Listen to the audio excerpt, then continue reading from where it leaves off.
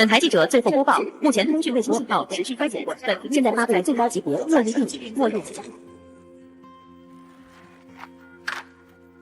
Sachin.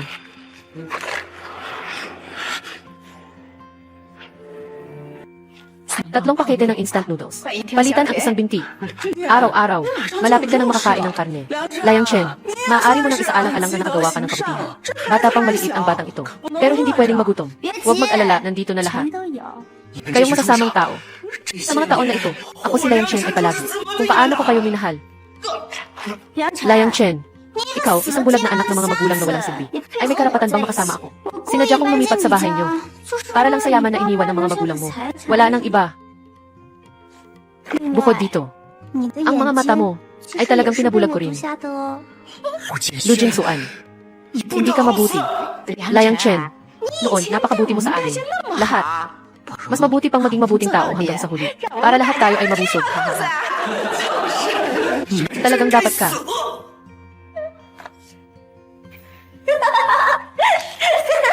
Tanggalin mo muna ang kanyang kaliwang binti. Gusto ko rin. Akin ito. Layang Chen, umalis ka dito. Layang Chen. Pasensya na. Hindi ko dapat hindi pakinggan ang sinasabi mo. Kung sakaling may susunod na buhay, gagawin kong magsisi kayong nabubuhay.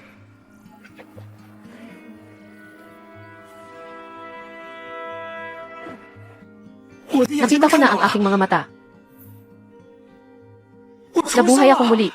Nabuhay muli sa pagdating ng katapusan. Isang buwan bago yon. Kahit ang mga mata ko ay muling nakakita. Aktibasyon ng sistema ng pagsasama sa katapusan ng mundo. Binabati ang host sa pagkakaroon ng pag-aayos ng katawan. Walang hanggan na espasyo. Dalawang katulad na bagay. Maaaring pagsamahin para makagawa ng mas mataas na antas na bagay. Itago sa espasyo. Unang pagsasama na naunlock. Disenyo ng ligtas na bahay. Sistema.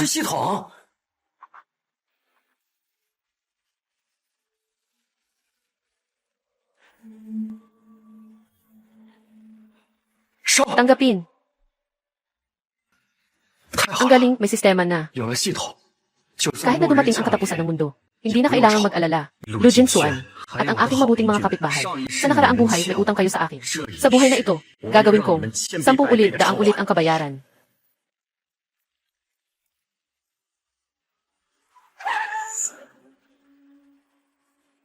Chuan. Lu Jingsuan, ikaw, isang bulag na walang magulang. Ay karapat dapat bang makasama ko? Sa buhay na ito, gusto kong bayaran kayo ng libo-libo. Nang maraming beses. Layang Chen, bakit ka lumabas mag-isa? Hindi ka makakita ng maayos. Paano kung madapa ka? Masasaktan ako. Hindi mo kailangan. Sa susunod, hindi mo na kailangan pumunta sa bahay ko. At ibenta mo ang mga gamit sa bahay ko. At ang pera mula sa mga appliances. Kasama ng 300,000 na naipadala ko sa iyo dati, ay ibalik mo lahat. Kung hindi, mag-ulat ako sa pulis. Layang Chen, okay na ba ang mata mo? Okay na ba ang mata ko? Hindi na tungkol sa'yo yan. Layang Chen, may sasabihin si tita sa'yo. May 2 parking space ba kayo sa bahay niyo? Bumili ang anak ko ng bagong sasakyan. Walang lugar para huminto. Dito na lang sa bakanting parking space mo. Matagal na tayong magkapitbahay. Dapat tayong magtulungan. Wang Xiulan, ang unang tao sa nakaraang buhay, na nagmungkahi na kainin ako. Talagang naiinip ako sa mga kalokohan. Naging mabuting kapitbahay lang siya. Matandang kapitbahay si Tita Wang. Kung hindi ako nagkakamali, ilang taon na ang nakalipas. Sinira mo yung 8,000 pisong mountain bike ko. Hanggang ngayon, hindi mo pa naibabalik, di ba? Yung bisikletang iyon, matagal nang ninakaw ng magnanakaw. Akala ko nakalimutan mo na yan. Wang Xiulan, si Layang Chen ay walang nakikita, pero araw-araw mong inaabuso siya. Wala ka bang hiya? Kailan ko siya inabuso? Siyang kusang loob na ginawa yon. Sa nakaraang buhay, naging bulag ako, at hindi makasurvive sa katapusan ng mundo. Si Ate Wu at ilang kapitbahay ang tumulong sa akin, para makaligtas ako. Layang Chen, nagdala ako ng pagkain para sa'yo. Kahit sa gitna ng apokalipsis, nananatili pa rin silang may mabuting puso. Ngayon na meron na akong kakayahan, hindi ko kailanman papayagang mawala ang ganitong tao. Sa panahon ng katapusan, Kuya Wu, kung maniniwala kayo sa akin, kamakailan lang, mag-ipon kayo ng maraming supply sa bahay. At paalala lang din, Tita Liu at Tito Wang sila. Alaynan, CJ, naiintindihan ko na. Talaga bang ayaw mo ng tulong?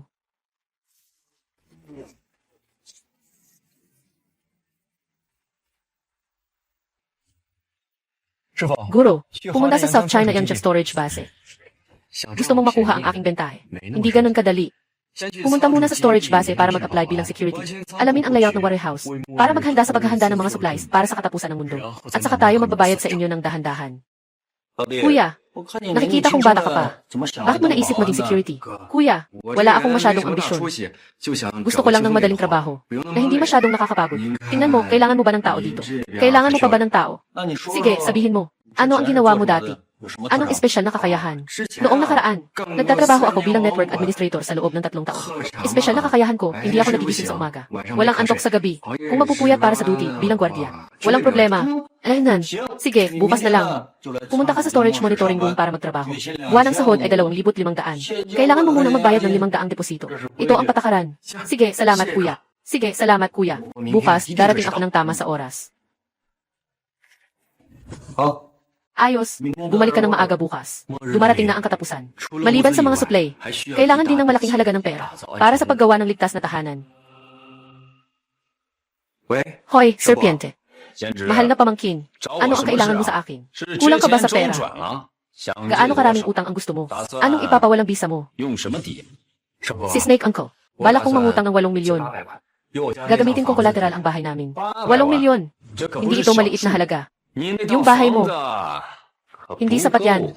Kung hindi sapat, dagdagan mo pa ang mga ito sa akin. At mga gamit na kapakipakinabang.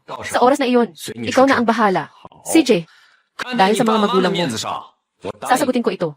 Pipirma ng kontrata. 1 buwan ang utang. 300,000 interes. Ito ang patakaran ng industriya.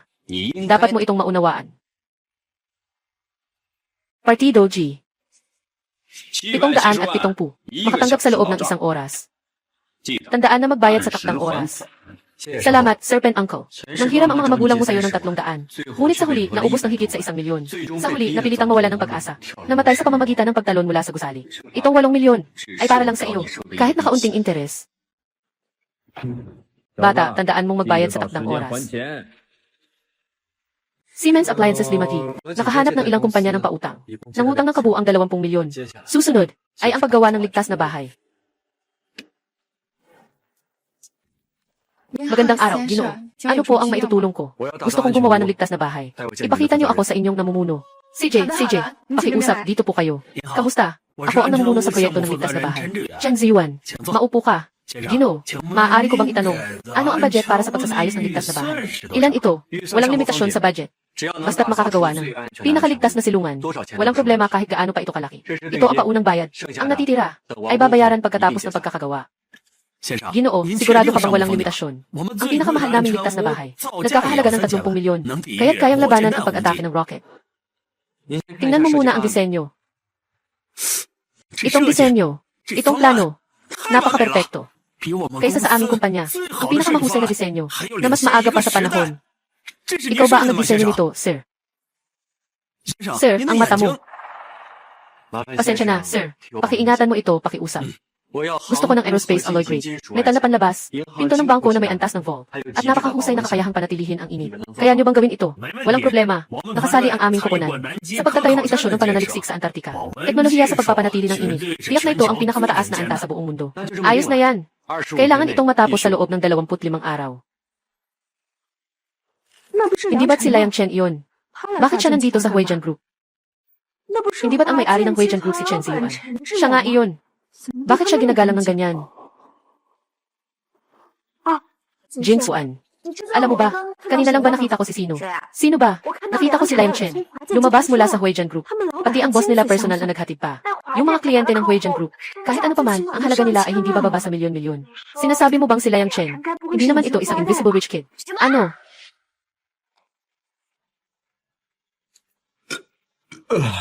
Simula nang matapos ang mundo, matagal na akong hindi nakakain ng ganitong masarap na pagkain. Waiter, Ginoo, may kailangan pa po kayo. Ibigay niyo po sa akin ang menu ninyo. Lahat ng mga putahe. 500 piraso bawat isa. Bukas ng umaga. Ipapadala sa Jinxin Giant Cheng na komunidad. Hey, lazy. 8, ngunit 250. Ginoo, kayo po. Sigurado ka ba? Lahat ng pagkain, dagdagan ng 500 piraso. Sobrang dami naman yan. Diretso na lang sa cart. Kailangan talagang maayos ang kalidad. Kung may mangyaring problema, kailangan kong ibalik ito. Hoy, ito ba ay hotpot ng Lake Bottom? Tulungan mo akong ihanda lahat ng pagkain sa inyong tindahan ng 500 bahagi. Bukas ng umaga, ipadala sa Jigsaw Shanshan Community. Lahat ng 500 bahagi. Ngayon din ay magta-transfer ako sa inyo. Maganda ang imbakan ng mga supply. Kaya mas gusto ko pa rin ang mga ito. Masarap ang sariwang pagkain. May walang katapusang espasyo. Hindi ako matatakot sa mga pagkain ito na masisira. Ginoo Liang, ang order niyo na 500 putahe. Nakarating na. Ngayon ay dadalhin ko na sa inyo. Diretso sa 250. Ayusin lang ng maayos. CJ, dala-dala na. Ito ay Dongfu Cantonese cuisine. Noong nakaraan, nag-host ang aming leader sa opisina. Nakain ko na ang restoran na ito. Sobrang sarap ng lasa. Wow, ang daming pagkain. At may lobster pa. 2 buong sasakyan. Sama-sama, aabot ito ng milyon, di ba? Si Liang Chen, kailan siya naging ganito kayaman? Nanay, gusto kong kumain. Ikaw. Si Liang Chen pala. Nabahala pa ako. Baka kumain ng pagkain ng estranghero. At magkaupo sa tiyan. Dahil ikaw ang bumili ng lobster. Siguradong ligtas ang pagkain na ito. Walang problema yan, ha? Mabagal lang kumain ang batang ito. Hindi na makakakita si Kuya Liang Chen. Kaya ba niyang agawin sa'yo? Li Wanfang. Araw-araw. Malapit nang kumain ka ng karne. Nakaraang buhay. Naawa ako sa mga ulila at mga biyuda. Laging nag-aalaga. Ngunit sa huli, para lang sa isang piraso ng pagkain. Kailangan nilang kainin ang aking laman. Manager, ibalik mo na lang ang platong iyon, please. Pera ang nagbayad sa kanya. Liang Chen, anong ibig mong sabihin? Anong masama sa araw-araw na kumain ng kaunti mula sa iyo? Bakit mo kailangan makipagtalo sa isang bata? Hindi ka na ba lalaki? Huwag mong sabihin bata siya. Isa lang siyang inunan. Wala akong kinalaman dito. Kumain ka, bayad ka, natural lang yan. Bakit wala kang pambayad? Kayo-kayong lahat ay magkapit-bahay. Mag-usap tayo ng patas. May ganitong paraan ka magsalita.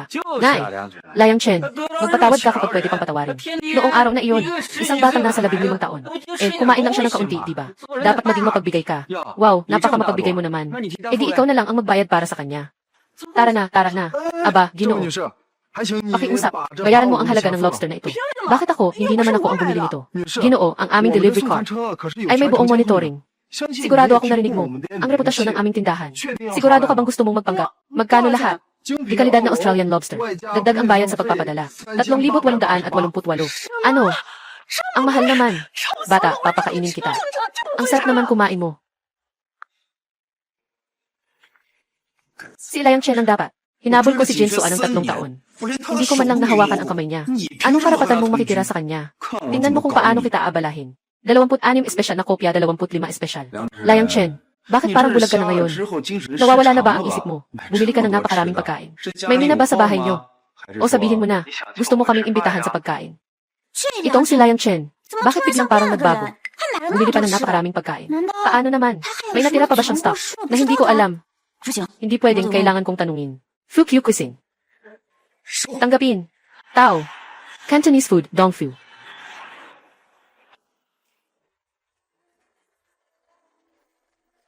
Tumanggap, magdagdag ng dial pad. Hello, Liang Chen. Bakit ka bumili ng napakaraming bagay? Meron ka bang problema? Itinagong sa akin. Hindi ito tungkol sa pagbabayad. Sige, maghihiwalay na ako. Teka, sandali. Liang Chen, alam kong galit ka pa sa akin. Pero talagang may dahilan ako. Ang dahilan kung bakit ko ibinenta ang mga bagay mo ay dahil nahumaling sa sugal ang tatay ko. At nagkasakit naman ang nanay ko. Kaya ako, tatay na sugalero, nanay na may sakit, kapatid na malapit ng tumigil sa pag-aaral, nananatili pa rin sa bahay, Lu Jingsuan, nagsisinungaling ka, pwede bang may bago naman? Uwi na, ay. Liang Chen, matapos mong mawala ng paningin, sigurong baliw ka na, di ba? Bumili ng ganitong karaming pagkain. May mina ba sa bahay? O baka, gusto mong tratuhin kami sa pagkain? Pindutin at magsalita. Pindutin ang isa. Maliit na 7. Pindutin at magsalita. Huling hindi na makita ni Liang Chen ang kanyang mga mata. Si Yaoki, pindutin mo ang buton para magsalita. Sobrang ba ang naging epekto nito? Kaya siguro nagwawaldas siya ng pera ng walang pakundangan. Sayang naman. Noong dati, magaling pa si Liang Chen sa pag-aaral. At siya pa ang class president. Ngayon, bakit ganito na siya? Hintayin ang pagdating ng katapusan ng mundo. Doon niyo malalaman. Sino ang pinakakawawa? Ginoong Liang. Lahat ng materyales ay maihahatid bukas ng hapon. Tinitiyak na matatapos sa loob ng 25 araw. Ang disenyo na inyong ibinigay, sobrang profesional. Tungkol ito sa enerhiya. Maaaring hindi maabot ng teknolohiya. Ang iyong mga pangangailangan. Enerhiya nga. Ipinagkakatiwala mo ito sa akin. CJ, pagdating ng katapusan ng mundo, dapat tiyakin, ang supply ng enerhiya ng safe house ay sapat. Liang Chen, okay na ang mata mo. Bakit bigla kang naisipan? Nahanapin ako. Nakaraan. Nadaya ako ni Lu Jinsuan. Nawala ang lahat. Si senior sister ang tumulong sa akin ng maraming beses. At pinayuhan akong lumayo kay Lu Jinsuan. Ngunit sinayang ko ang kanyang kabutihan. Pati siya ay nadamay. Naging biktima siya ni Lu Jinsuan. Sa panahong ito, kailangan kong mapawi ang pagkukulang ko sa kanya. Kuya, gusto ko sanang humiram ng 2 graphene battery. Nabalitaan ko na dati mong sinabi na nagkaroon na kayo ng ganitong proyekto sa grupo ninyo. Meron na. Pero, ito ang pinakabagong prototype. Hindi pa ito masyadong stable. Bakit mo ito kailangan? Gusto kong pag-aralan. Para mapunan ko ang mga naiwang aralin. Tama ba, ate? Huwag kang umuwi ngayong bakasyon. Manatili ka na lang sa laboratorio. Magpapadala ako ng ilang mga supplies. Para sa'yo, maniwala ka sa akin. Mahalaga ito. Sige, susunod ako sa'yo. Sa tag-init, dito lang ako titira.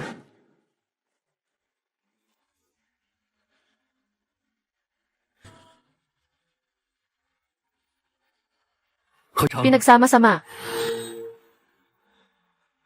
Ginoong Liang, kakakain lang namin. Ginoong Chen, ang kapasidad ng aking baterya ay hindi bababa sa 30 milyon kilowatt-hour. Sa tingin mo ba ay sapat na ito? 30 milyon kilowatt-hour. Para sa pangunahing enerhiya ng ligtas na bahay. Walang magiging problema.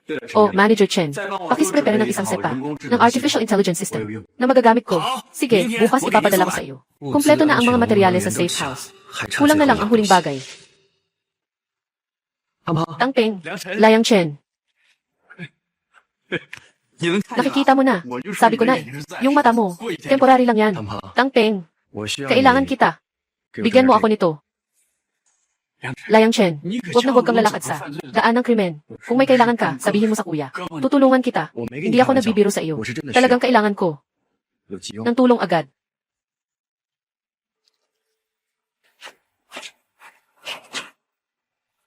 Dito may 4 na baril. 200 bala. Ikaw, bata. Sino ba ang nasagasaan mo? Gusto mo ba ng tulong ko? Hindi na kailangan. Gusto ko lang maghanda ng maaga, just in case. Tama nga. Bilisan mo ang pagbili ng pagkain at tubig. At mga gamit para sa lamig. Mas marami, mas mabuti. Huwag na rin dito tumira. Bumalik ka na sa bahay. Sige, susundin kita. Bibili na ako ngayon. Lahat ay handa na. Susunod ay ang paghihintay sa pagdating ng katapusan. Sa wakas, hindi na bigo si Ginoong Liang. Ang safe house ay matagumpay na natapos ngayong araw. Lahat ng materyales para sa safe house ay mga gamit militar at may kasamang artificial na intelihensya na sistema. 360 grados. Nang walang triangular na monitoring, nakikita lahat sa paligid. Salamat, Gino Chen. Walang anuman, bahagi ito ng aming tungkulin. Natatapos na ang safe house. Ngayong gabi ang DV station. Magpapalabas ng warning message. Panahon na. Kinuha na ang mga supply sa storage base. Nakuha na. Liang Chen. Lumipat sa voice ko.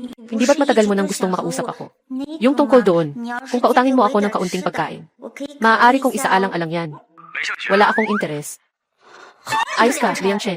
Kahit sino ka man, misteryosong mayamang anak, darating ang araw na ipapapalikod kita sa aking mga paa at dilaan ang ilalim ng aking sapatos. Jin Suan, hindi ba't pagkain lang ito? Hintayin mo ang pagtatapos ng mataas na temperatura. Hindi ba't maraming manliligaw pagkatapos nito? Pakanin tayo. Wala kang alam. Malapit nang tumaas ang temperatura sa buong mundo. Ngayon, pareho tayong pagod sa trabaho. Kaya ito lang ang nakuha nating pagkain. Sinasabing magpapatuloy ang mataas na temperatura ng 6 na buwan. Walang tubig at pagkain. Maghihintay tayo kailan? Hindi ba't sinabi na sa balita? Magbibigay ang gobyerno ng mga supply sa atin. Anong ikinababahala mo? Hindi pwede. Paano kung may mangyaring problema? Kailangan pa rin natin maghanda ng mas maraming supply. Kuya, gutom na ako. Mayroon ka ba ang sobra pang pagkain dyan? Lu Jinsuan, ang iyong kaparusahan ay darating. Bukas, ang mataas na temperatura ay opisyal ng darating. Seguridad TV sa oras na iyon. Seguridad, utang mo sa akin. Babayaran ko ito ng doble.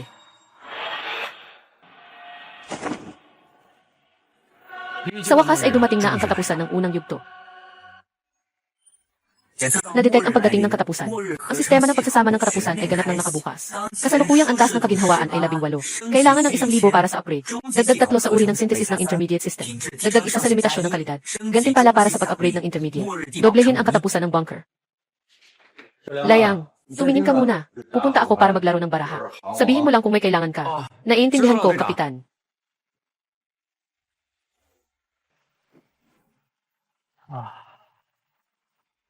Baka, Arctic sweet shrimp, cheesy cake, Swiss roll, nakuha na lahat.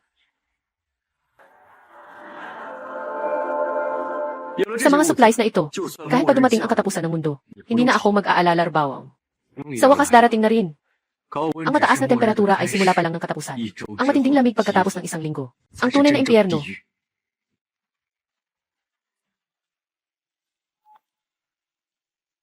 May problema ka ba? Halika, tulungan mo akong kunin ito. Bilisan mo. Layang Chen, nakatakbo na ako sa ilang supermarket. Wala nang makain. Noong huli, hindi ka ba bumili ng napakaraming pagkain? Pwede ba? Pautang naman ako. Bunker ng katapusan ng mundo. Ang galing naman. Itong safe house, kahit naligtas ito. Pero kung mabomba ang building, may peligro pa rin. 13,011. Sino sa inyo ang may isang block? Gamitin ko. Nagpalit ako ng isang kahon ng tubig. Ang init na panahon ay parang pinapaso na ang tao. Ay naku, ang aircon ko ay nabubuga ng mainit na hangin. Mayroon bang marunong mag-ayos dito?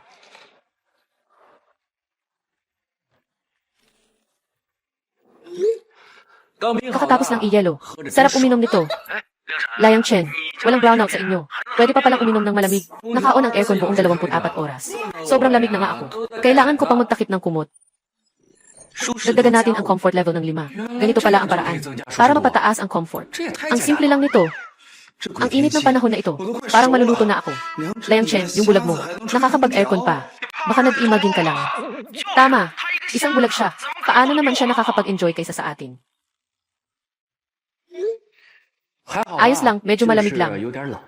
Totoo, yan. Si Yuwing ay hindi nag-edit ng video. Ang galing niya. Pakitang gila sa kanya. Hawakan at magsalita. Gumamit ako ng professional na software para suriin. Walang bakas ng pag-edit, totoo yan. Ang peking ay talagang peking. Gusto lang niyang magpanggap.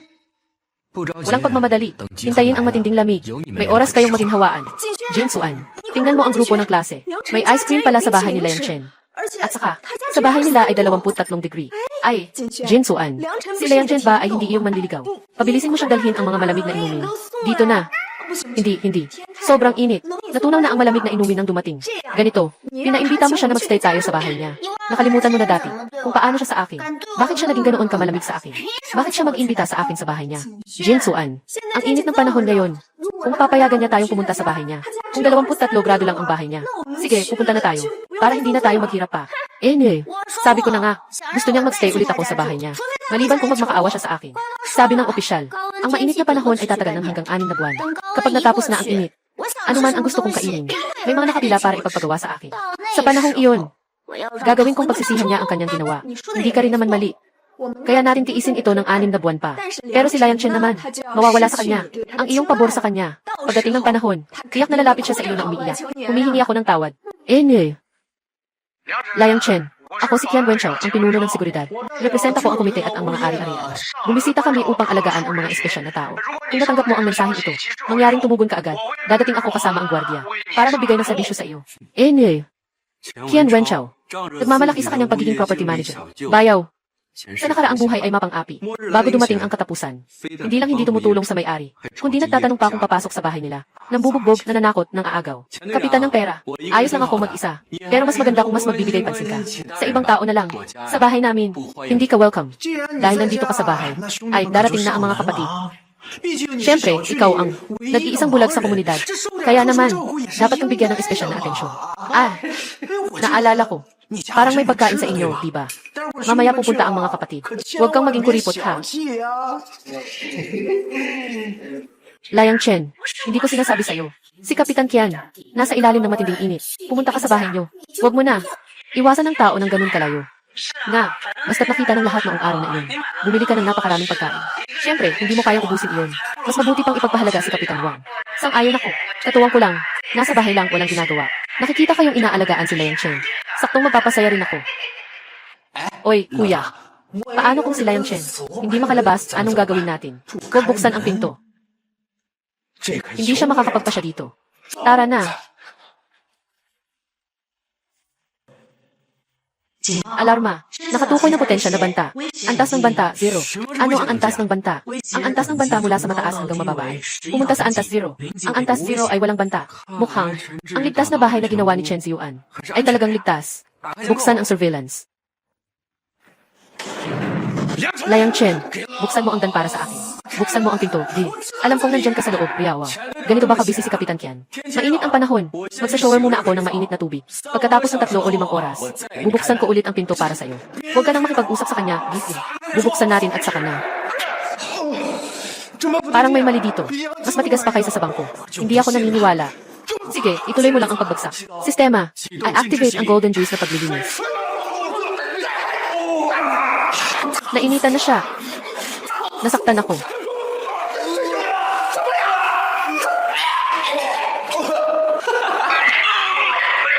Liang Chen, hindi kita gagambalain. Hindi ako tao. Tara na. Tumaas ang antas ng kaginhawaan. Kasalukuyan ay 105. Pupunta ako. Kumuha ng kaunting pera, Wen Chao. Bakit ang taas ng antas ng kaginhawaan? Sana kayo. Huwag masyadong magmadali. Bakit biglang naubos ang tubig? Bakit biglang nawala ng tubig? Wala ring tubig sa bahay ko. Sa ganitong init ng panahon, hindi ba't nakakapagod na?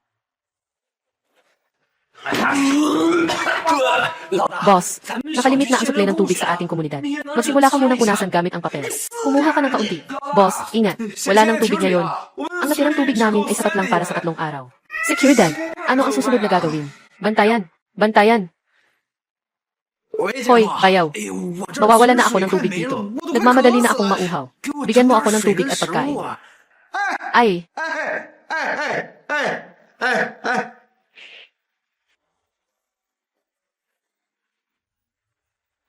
boss, ito na lang ang natitirang tubig natin. Gamitin mo panghugas ng braso.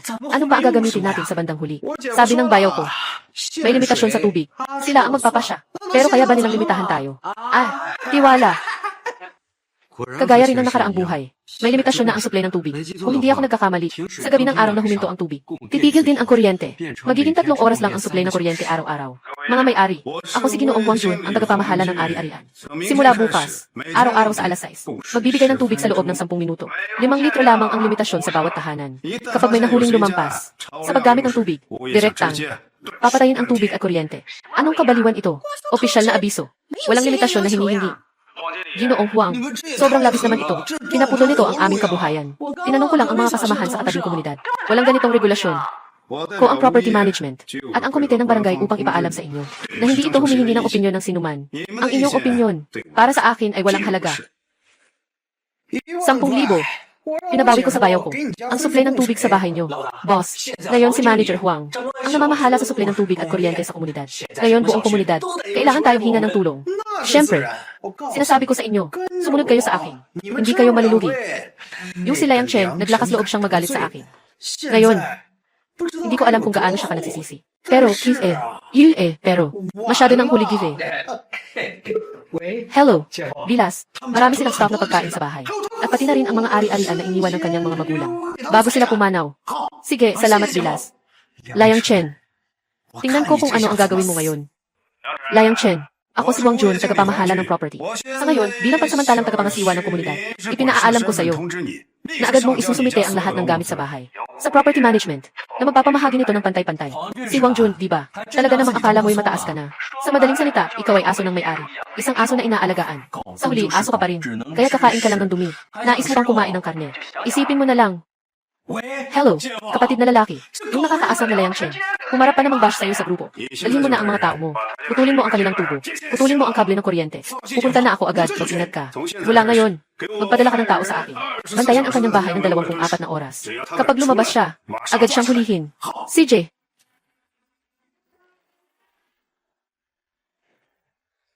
Gusto nilang putulin ang tubig at kuryente sa bahay namin. Akala nila ang ligtas na bahay na ito ay walang silbi. Ito lang. Gupitin mo na. Kayo lahat, para pasalamatan ang isang may-ari. Kami ng aming security team, personal na pumunta sa bahay niya, para ayusin ang kuryente at tubig niya. Kung may isang may-ari na walang utang na loob, ang aming security team ay personal na maglilingkod. Si Kapitan Qian ay nagtatrabaho ng mabuti para sa komunidad. Sa hinaharap, dapat tayong sumunod. Sa pamamahala ni Manager Huang, makipagtulungan kay Kapitan Qian sa trabaho. Tulad ni Liang Chen, walang pangkalahatang pananaw. Hindi naiintindihan ang hirap ng mga tauhan ng ari-arian. Talagang nararapat sa kanila. Paano niya magagawa to? Si Liang Chen, hindi na makakita. Pinagtitripan niyo pa siya. Salamat kay Liang Chen, kuya. Salamat kay Liang Chen sa bahay ko. Paalalahanan tayo na mag-imbak ng mga supply. Ngayon, hindi tayo dapat basta-basta pinapabayaan nila. Pupunta ako sa bahay ni Liang Chen. Sige, sasabihan ko si Liang Chen. Hello, Liang Chen. Huwag kang makipag-away. Kay Wang Jun at sa kanila, ha? Ipapadala ko si Muyuan para tulungan ka ngayon. Kuya Bu, salamat sa'yo. Ligtas ang bahay namin. Hindi sila makakapasok. Kayo, mag-ingat kayo palagi. Sige, okay. Huwag kang mag-alala. Kung ang katapusan ng mundo ay tulad ng mga tao tulad ni Wujay, marahil ang mundo ay hindi ganoon kasama. Matapos matukoy na ang host ay malubhang nasaktan, nananatili pa rin may magandang pag-asa sa mundo. Ipinagana ang nakatagong programang katarungan. Tumutulong ang host at nagpaparusa sa iba. Lahat ay makakakuha ng halaga ng katarungan. Kapag umabot na sa 1,000 ang halaga ng katarungan, makakakuha ka ng panghuling gantimpala. Halaga ng katarungan. Ako si Liang Chen, muling nabuhay. At maaari pa rin akong makipag-ugnayan sa katarungan. Bagamat ang mundong ito, tunay na may ilang magagandang bagay na dapat pahalagahan. Ngunit bago yun, maaari munang pasiglahin ang mga taong nang bully sa akin dati. Hindi alam ng lahat. Nakaklase ko si Liang Chen. Sobrang inis siya sa paaralan. Sinasabi ko, nalimitahan ang supply ng tubig sa bahay ni Liang Chen. Ipamahagi sa ibang mga kapitbahay. Bawat bahay, isang araw na palitan. Anong sa tingin ninyo? Magandang paraan ito. Sundin natin ang ganitong paraan. Liang Chen, Liang Chen. Dahil sa pagiging malamig mo sa akin noon, karapat dapat kang magdusa. Hintayin kita hanggang wala ka ng tubig. Saka ako darating para magtanong ng ilang bagay. Diba? Kailangan mo lang akong sundin bilang lalaki. Dahil sa inyong sobrang pagkagusto na makita akong nahihirapan. Gagawin ko kayong maramdaman kung ano ang tunay na paghihirap.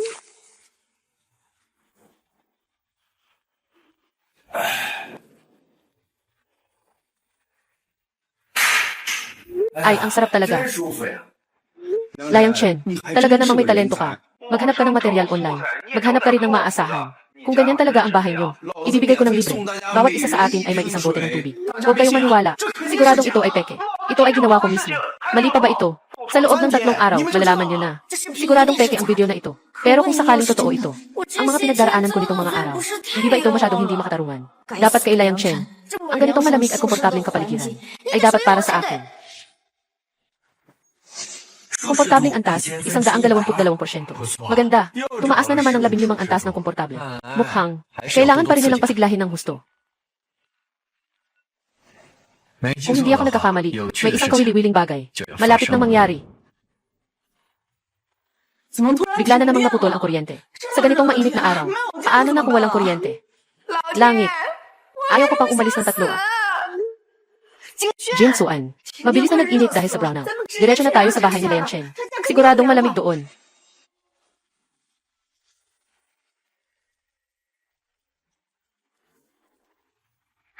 Hello, Liang Chen. Pupunta ako sa bahay mo para tumulong sa mga gawaing bahay.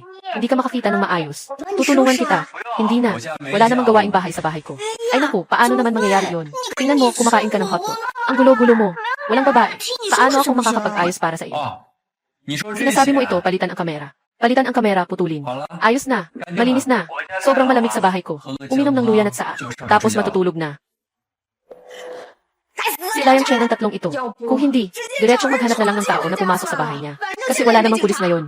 Hindi pwede. Napanood ko ang video mula sa maliit na grupo ng mga may-ari. Sobrang matibay ng pinto nila. Walang magawa kahit 6 o 7 security guard. Ano ang gagawin natin? Naalala mo pa ba si Zheng Feng? Siyempre, naalala ko siya. Dapat siya ang iyong pangunahing lalaki, di ba? Pero, parang nagbebenta ng isda ang pamilya niya. Palagi mong sinasabi na may amoy siya ng isda. Nakausap ko na siya. May malamig na sila sa bahay para sa seafood. Kahit na nakatigil ang kuryente ngayon. Pero mas mababa pa rin ang temperatura doon. Kumpara sa labas. Sige, tara na. Jin Suan, nandito ka na. Narinig ko na kay Menki. Ang sobra namang lampas ni Liang Chen. Kailangan kong hanapin si Kuya para ayusin niya ito. Sabi nila, ang pinsan ni Zheng Feng. May medyo madilim na background. Baka magamit natin. Kuya Zheng Feng. Ngayon, pinagsamantalahan siya ni Liang Chen. Nang gusto, ang sama ng pagkakagawa. Maaari mo bang hilingin sa pinsan mo? Nasuriin ang background ni Liang Chen. Kung sakali, mas mabuti kung gaano karami ang pera. Jin Suan, huwag kang mag-alala. Tatawagan ko agad ang pinsan ko. Basta't hindi opisyal si Liang Chen. Ayos lang. Malapit na itong maimbestigahan ng maayos. Liang Chen, kung hindi ka isang mayamang anak, talagang gagawing mahirap ang buhay mo. 舒适度1/1095。 Isang hakbang na naman patungo sa pag-upgrade ng sistema. Talagang inaasahan ko ito. Ang gantimpala pagkatapos ng upgrade ay ang katapusan ng mundo na bunker. Pindutin at sabihin. Pindutin at magsalita. Liang Chen ah. Kami ng pamilya ko, 4 kaming magkakapatid. Halos na uhaw na kami. May maraming tubig ang bahay niyo. Bilis, magbahagi kayo ng kaunti sa nanay. Huwag masyadong marami. Sapat na ang hatiin ito sa 2. Liang Chen, pinapunta ko si Liang Chen sa bahay mo para manatili ng ilang araw. Bata pa ang batang ito. Kung sakaling maapektuhan ng mataas na temperatura ang kanyang pag-unlad, kailangan mong maging responsable at may kasamang kaginhawaan na ibinibigay dito.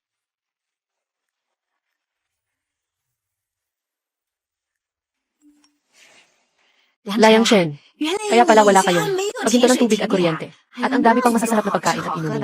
Agad na magdala ng kaunti para sa tita. Matanda na ang tita. Kung magpapatuloy ang init na ito, baka magkasakit siya. Nanay, gusto kong kumain. Layang Chen, sa wakas, lalabas ka na. Yung isang beses na yun, dadalhin ko si Tian Chen sa bahay mo. Mga kapitbahay lang tayo. Pupunta kami sa bahay mo. Okay lang ba na manatili tayo ng 2 araw? Huwag kang mag-alala. Ako na lang ang makikisama kay Tian Tian sa isang kwarto. Hindi ito makakaapekto sa'yo. Yung si Layang Chen na dapat ay 3. Hindi ko papayagang makaramdam ka ng ginhawa. Sa aming komunidad, maraming bata at matatanda. Layang Chen, dapat nating ipakita ang diwa ng pagtulong. Ilabas ang ating mga kagamitan.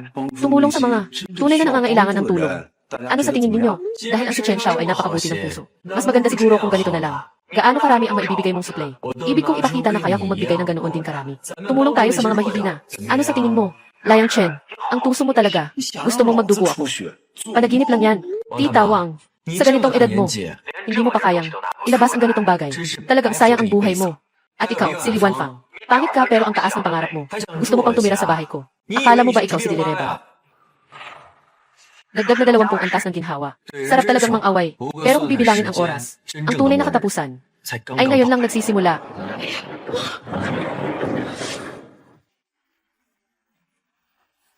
Umuulan na. Sa wakas, natapos na ang katapusan. Ang ganda. Natapos na ang katapusan ng mundo. Sobrang init. Umulan na, Jinsuan. Tara, lumabas tayo para magpalamig. Jinsuan, kakatanggap ko lang ng sulat mula sa pinsan ko. Yung si Layang Chen, hindi naman talaga siya mayamang anak. Bakit siya ganun kayaman? Sabi ng pinsan ko, yung pera ni Layang Chen ay galing sa mga pautang na may mataas na interes. Pinangutang niya ang kanyang bahay at mga organo kapag natapos na ang mataas na interes. Tapos na siya. Itong si Layang Chen, nakakainis. Sinong naglakas loob na humingi sa akin? Halo, Layang Chen. Tinawagan kita ng maraming beses. Anong ginagawa mo? Ano ang ginagawa ko? Wala kang kinalaman dyan. Huwag kang maangas. Nakaalam na ako ng buong katotohanan. Isa kang walang kwentang tao. Ipinalit mo ang bahay mo at ang mga organo mo. Humiram ka ng 2 milyon sa mataas na interes. Hindi mo pa ba naiintindihan tapos ka na? Nangungutang ako ng mataas na interes. Anong kinalaman mo dito? Bakit? Tutulungan mo ba akong magbayad? Layang Chen, huwag kang masyadong magalak ng maaga. Matagal na natapos ang buwan ng sakdang panahon. Ano ang gagawin ng mga nagpapautang sa'yo? Hindi ko na kailangan sabihin. Kaya mo nang isipin, diba? Ikaw na isang bulag. Ngayon, ang tanging paraan ay ibigay mo sa akin ang lahat ng iyong ari-arian. Lahat ng ito, Lu Jinsuan. Nabugbog ba ang utak mo ng asno? Umuwi ka na. Ayos ka, Liang Chen, dahil hindi mo ako pinahalagahan. Huwag mong sisihin ako kung hindi ako magalang. Bro, pwede mo ba akong tulungan? Pakiusap, ipasa mo kay pinsan. Dalhin mo ang ilang malalakas na kaibigan para hanapin si Liang Chen, para maglabas ng galit ko. Mag-alala ka, Jingsuan. Sa bagay na ito, ako na bahala. Salamat, Kuya Feng. Sa pagkakataong ito ni Layang Chen, tingnan ko kung paano. Hindi ko pa kayo hinanap. Kayo na ang unang nagpunta. Kumusta? Nakataga na ba? Paano mangyayari yon? Pinapunta ako ng pinsan ko. Kahit gaano pa katigas ang pinto, hindi pa rin makayanan ang matinding init. Kuya Zheng Feng, ngayon, umaasa na lang talaga ako sa'yo. Kaya mo yan. Layang Chen, hintayin mo akong masunog ang sirang pinto mo. Susunugin ko ang buhay mo.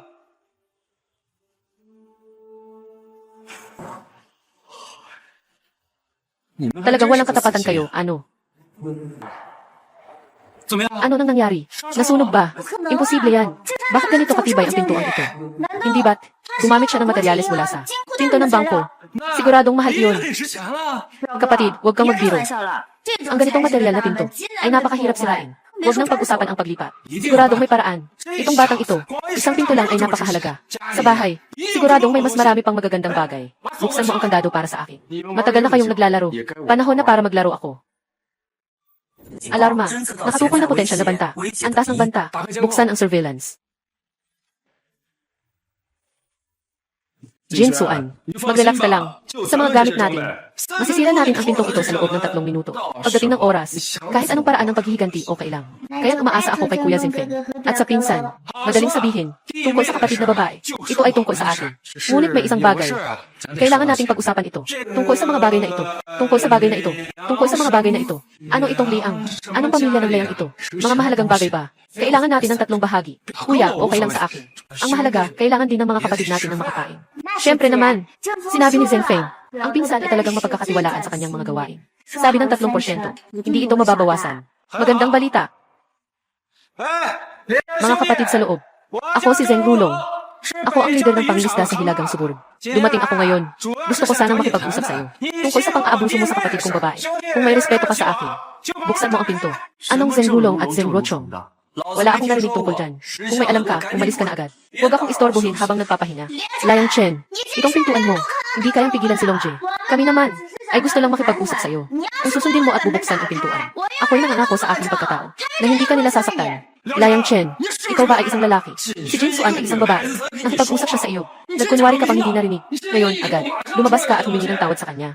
Kung hindi, kapag nasira ko na ang sirang pinto mo, sa buong buhay mo, hindi ka na makakapagsalita. Para sa ganitong tao, walang silbi makipag-usap sa kanya. Marami na akong nakitang matigas ang ulo. Sige, gawin na natin. Sugod na.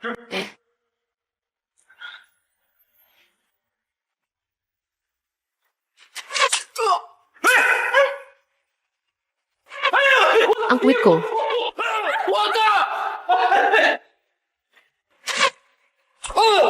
Tumakbo ka. Lumayo ka.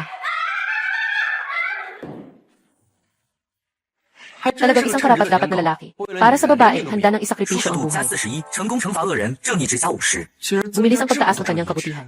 Mukhang madala silang. Marami na siyang ginawang masama. Si Liang Chen na ito ang dapat parusahan. Hindi kita palalampasin. Si Liang Chen pa ang gagawin pa akong patayin. Hindi niya na ba ako mahal? Kuya, kailangan mo akong tulungan magbiganti. Mag-alala, ang batang ito ay umutang ng maraming mataas na interes. Malamang ay hindi na siya magbabayad. Ipalabas natin ang balitang ito. Siguradong tatakbo siya. Kuya Zeng, ang galing mo talaga. Bakit biglang umuulan ng niebe? Ang lamig. Kapatid,